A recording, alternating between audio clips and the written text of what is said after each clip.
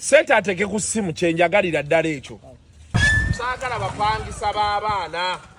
Nali saagala bapangisa b'abaana. Owaayi. Ndi bubi.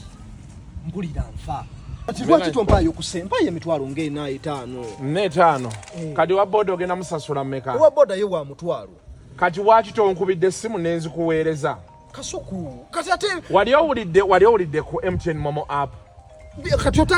Kati wuliriza. Oyagala emitwalo ende mugiri ewaka. Ate nkuwe n'omutwalo gwa boda gye mitwalo emeka? 5. Kati omutwe omunafu gukaddiya bigere.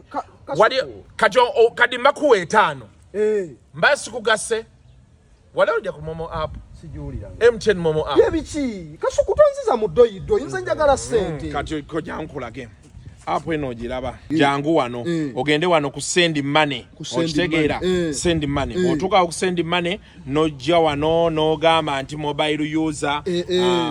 Bw'otuuka awo n'ogamba Julius. Si yoyo Julius yeggwe. Ennamba ye 077 n'ogenda ku amount emitwalo emeka? 5. Lindako tonateekako withdraw charge. Nzijja lindako. Gwe atalina sente nkuyigiriza we bakola sente. Kale. Reason Monaco. Kale ndowooza oyina sente zo. Nkuleka ate munaito oli Monaco. Oyina sente zo. N'ogenda wano ku ddaani n'ojja wano. Basi.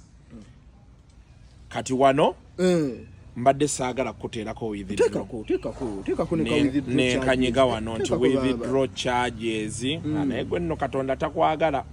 Ate olowooza essimu ekola. Withdraw charges. Noba ng'ofuna 5,200 ofuna ekyetaano kye ekyawamu n'ennyiga sendi ndowooza okirayi sente bwe zizze. Basi bagisaani MTN MoMo App.